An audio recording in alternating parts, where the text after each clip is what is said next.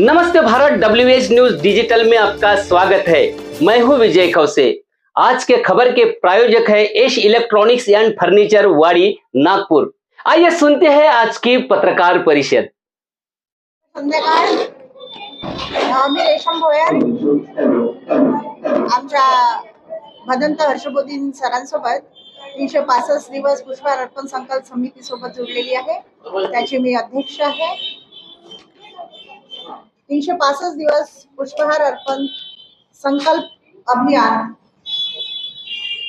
नागपूर समितीची मी अध्यक्ष आहे आणि आमचे वंदनीय श्रद्धेय भंतेजी हर्षबोधीजी यांनी आज दिनांक 13/9/2024 ला बौद्धांच्या पवित्र स्थळाचा मारेकरी भंते ससाई यांना दीक्षाभूमी स्मारक समितीच्या अध्यक्षपदावरून तत्काल हकालपट्टी करा ह्या विषयावर तुम्हाला संबोधित करणार आहे आणि आमची ही मागणी आहे।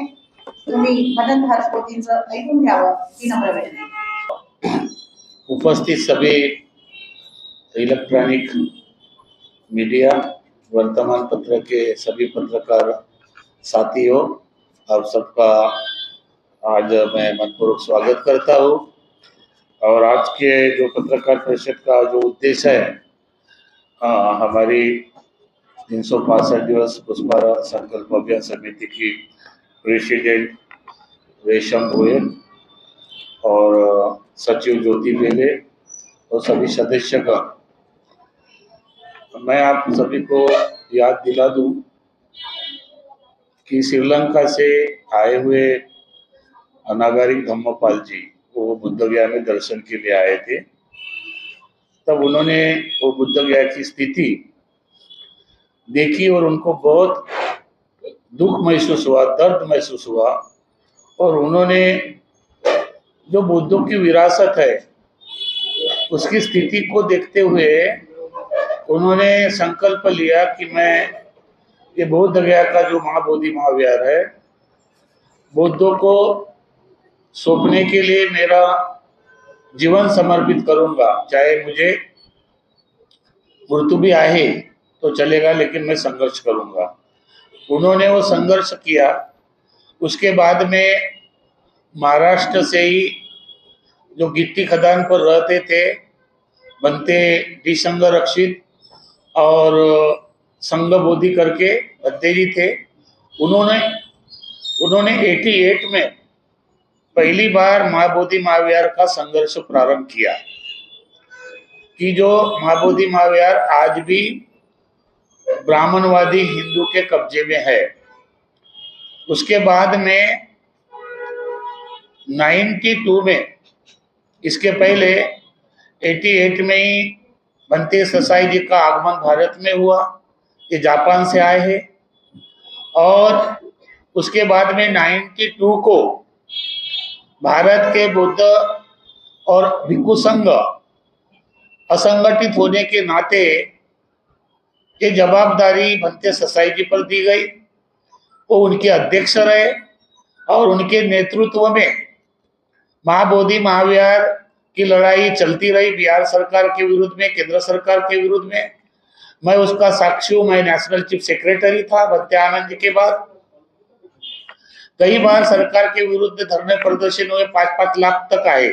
लेकिन इस आंदोलन को तोड़ने के लिए पूरी साजिश की गई है और भंते ससाई जी को 99 में वाजपेयी के सरकार में अल्पसंख्यक आयोग का सदस्य बनाकर वो आंदोलन तोड़ने का प्रयास किया गया है।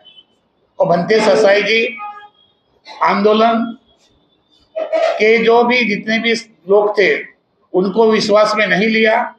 यहाँ तक भंते आनंद जी थे, भंते ज्ञानेश्वर जी थे, भंते प्रज्ञाशील जी थे।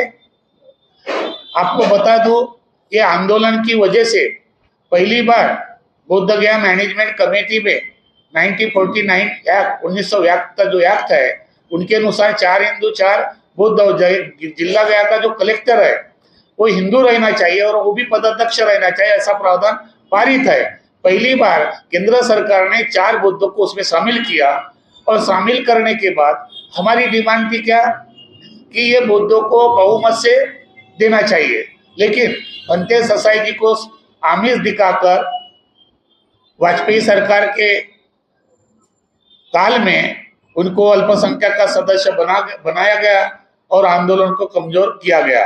इतना ही नहीं, भंते ससाई जी अल्पसंख्यक आयोग बनने के बाद मनसर रामटेक जो नागा अर्जुन के नाम से जानी जाती है, डॉक्टर बाबा साहब आम्बेडकर ने 1935 में 1900 दीक्षा भूमि पर भाषण में कहा था कि ये जो संसर है रामटेक है, ये आर्य नागा अर्जुन एक विद्वान भिक्षु था, वो वास्तव्य करता था। उस टेकड़ी में, उस परिसर में भी भंते ससाई जी ने 2 ब्राह्मणवादी व्यक्ति को संस्था में लेकर उसका उत्खनन करके जो रिपोर्ट भेजा, वो रिपोर्ट में साफ कहा है कि ये पूरा हिंदू का ही परिसर है। तीसरी बात, जिनके माध्यम से संघ रत्न मान के जापान गया बचपन से, और वो जापान में गया, जापान में आने के बाद उन्होंने सिंधपुरी में अच्छा स्तूप बनाया, डेवलपमेंट किया, और साथ ही साथ डोंगरगढ़ में एक बहुत बड़ी विशाल मूर्ति स्थापित की और बौद्ध का पवित्र स्थल निर्माण किया। भंते ससाई ने उसमें भी जाकर बीजेपी के लोगों को लेकर साथ में लेकर उसमें विरोध किया और आपस में डिस्ट्रीब्यूट किया, और वो बीजेपी के आमदार खांडेकर जी है उनको सौंप दिया। वो भी बौद्धों का पवित्र स्थल नस्ताबूद हो रहा। तीसरी बात, जो डॉक्टर बाबा साहब आम्बेडकर के जो निजी सचिव थे वामन राव गोडबोले जी, उन्होंने अपने प्रयास से चिचोली में, आप सबको मालूम है, शांतिवन का निर्माण किया और संग्रहालय किया। उस जगह भी भंते जी ने असामाजिक तत्वों के लोगों को साथ में लेकर वहां पर हल्ला किया, और आज भी धर्मोदय आयुक्त में केस है शांतिवन के विरुद्ध में। चौथी बात, मैं अभी बोधगया रहता हूँ, महाराष्ट्र का ही हूँ, थोड़ी तकलीफ होती है, हमारे ही धर्मगुरु है, हम भी धर्मगुरु है, उनके साथ काम किया, लेकिन पता नहीं भंते ससाई जी के मन में क्या है। वो जापान से आए हैं, भारत के बौद्धों के साथ क्या व्यवहार करना चाहते हैं वो समझ में नहीं आ रहा। अभी ये जो दीक्षा भूमि है, भारत के बौद्धों की ऊर्जा भूमि है, पवित्र भूमि है। ऊर्जा भूमि पर आप सभी पत्रकार को मालूम है क्या क्या हल्ले हुए, क्या क्या नहीं, पूरे दुनिया में गया। तो वहाँ के जो बौद्ध है हमको पूछते थे कि भंते जी, बाबा साहब ने जहाँ दीक्षा दिया वहां पर तोड़फोड़ हो रही, हल्ला हो रहा है, कारण क्या है? तो इसका अध्यक्ष भी भंते ससाई जी है। सुरेश गवई, रासू गवई के निधन के बाद ये भंते ससाई जी अध्यक्ष बने। इनका ये उद्देश्य था कि ये बौद्ध का धर्मगुरु है और दीक्षा भूमि का विकास होगा, दीक्षा भूमि डेवलपमेंट होगी, दूर देश से दुनिया के लोग दीक्षा भूमि को देखने के लिए आते हैं, इनका विकास होगा, उसको रहने के लिए, खाने के लिए, उनको सोने के लिए, उसके बाथरूम के लिए, उसकी पार्किंग के लिए व्यवस्था होगी। ये नए होते हुए दीक्षा भूमि में आपस में कलह निर्माण किया गया, 2 गुट हो गए।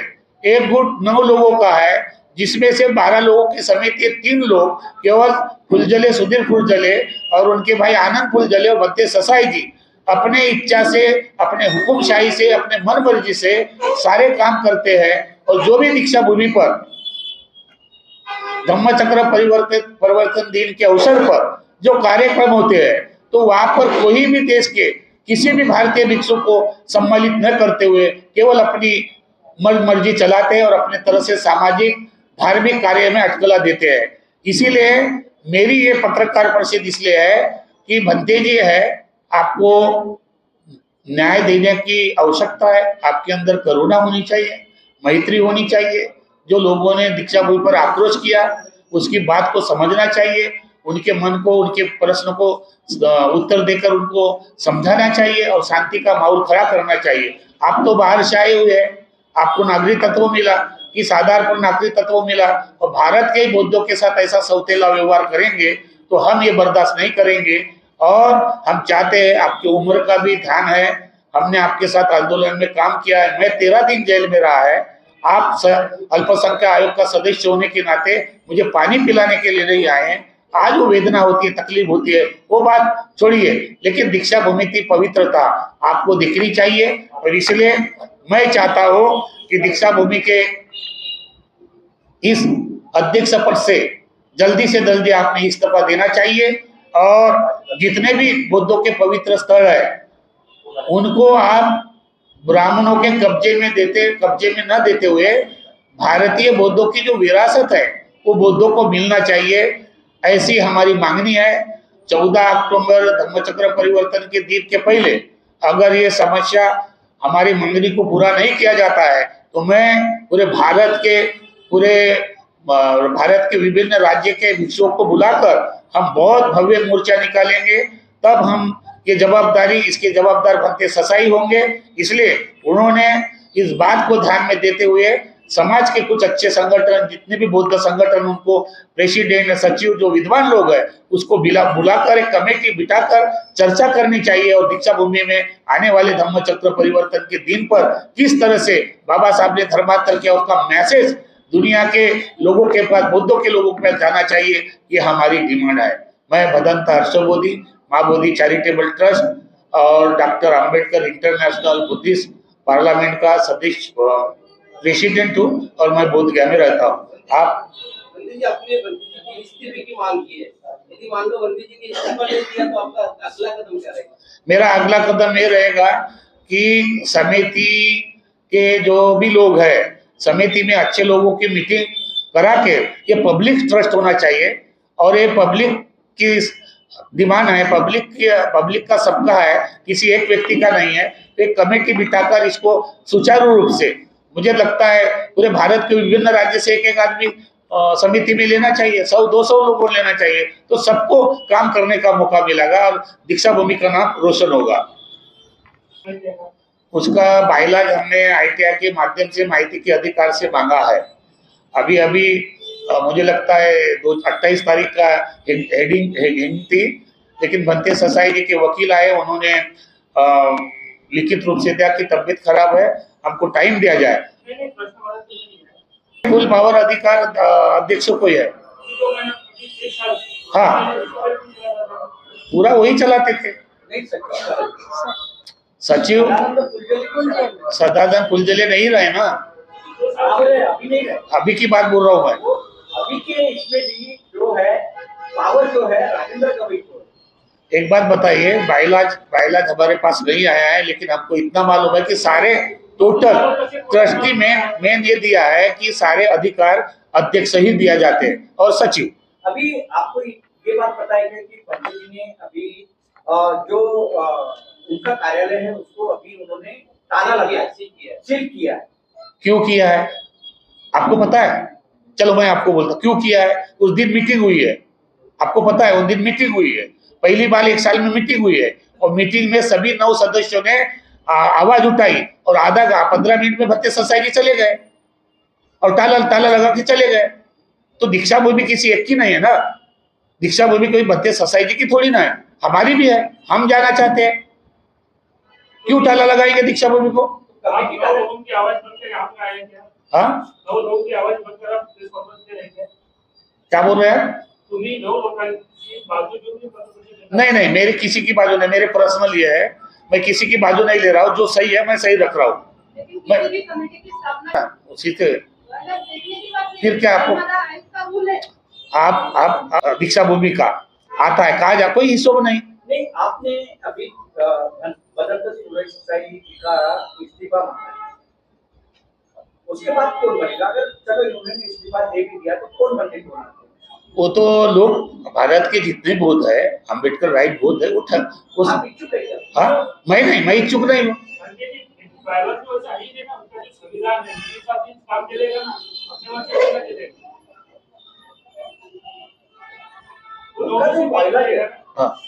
उनका कहना है कि उनका जो बाइलाज है उसके हिसाब से वो चलेगा, क्योंकि बाइलाज आपके पास, बाइलाज की आपने स्टडी की? मैं नेक्स्ट टाइम बाइलाज के साथ आ रहा हूँ। बाइलाज में क्या प्रावधान है वो आया, इसलिए मैंने बोला कि माहिती के अधिकार में हम लोग गए हैं, बेसराम साहब गए हैं, हम लोग गए हैं और धर्मोदय भी गए हैं। अभी ये चालू है, केस दर्ज हुआ है, भत्ते ससाई जी नहीं आ रहे हैं, उनके वकील आ रहे हैं। हम तो चाह रहे हैं कि दूध का दूध पानी का पानी हो। हाँ, वो उम्र के हिसाब से नहीं आ सकते ना। अरे भाई उम्र के हिसाब से नहीं आ सकते, मानते हो भाई उम्र के हिसाब से, तो उम्र के हिसाब से काम भी नहीं होना चाहिए। दे दो दूसरे को जवाबदारी, किसको देना चाहिए जवाब? किसी को भी दो जो आपका आप भाई देखो, आप लेना चाहते हैं? मैं क्यों लूं? मैं कोई भी महाराष्ट्र का भत्ते नहीं है, भारत में भिक्षु नहीं है क्या? किसको देना चाहिए? भारत में भिक्षु ने क्या आप देखिए ना, भारत में भिक्षु, मैं तो बुद्ध गया की जवाबदारी ले रहा हूँ, मैं बुद्ध गया में रहता हूँ, मैं महाराष्ट्र का होकर बुद्ध गया में हूँ अभी। यहाँ तो भिक्षु भी ऐसे भिक्षु है, सामने नहीं आते, डरते उनको, उनका कितना पावर है, उनके पीछे कौन सी शक्ति है, क्या है, वो डरते हैं। हमारे लोग भी बोले आपको, आपने उनके ऊपर एक ना एलिगेशन लगाया, आज वो बचपन से आज जो एलिगेशन नहीं, आप जो गलत बोल रहे, एलिगेशन मैंने लगाया और मेरे पास प्रूफ है। आपने बोले कि वो मैं हर बात के भाजपा की इनसे मैं हर बात में इस पे आपने बोले एक आप भी एक गुरु हो, भंतेजी हो, वो भी एक भंतेजी है। हाँ। अगर आपस में ही अगर मतभेद अगर रहा एक गुरु के बारे में, तो मैं नहीं मानता उनको गुरु, मैं भारत का गुरु कैसे हो सकता हूँ?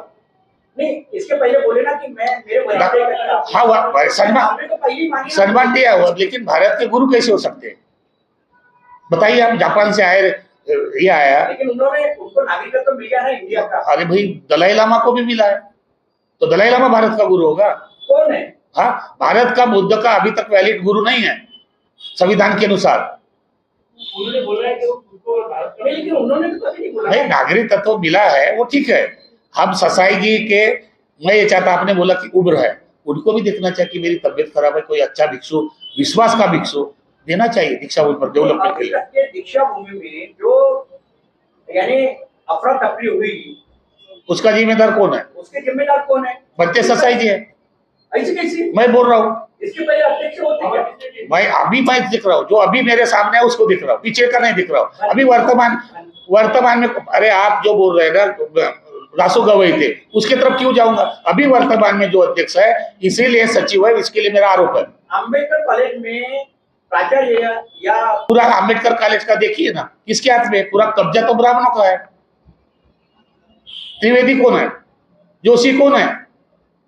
ये सब उन्हीं के अधिकार में है। क्या उसमें भी बदलाव होना चाहिए? उसके भी बदलाव, मैं तो यही चाह रहा हूँ, जो जमीन दी है किराए से एकेडमी के लिए, वो क्यों दिया गया है?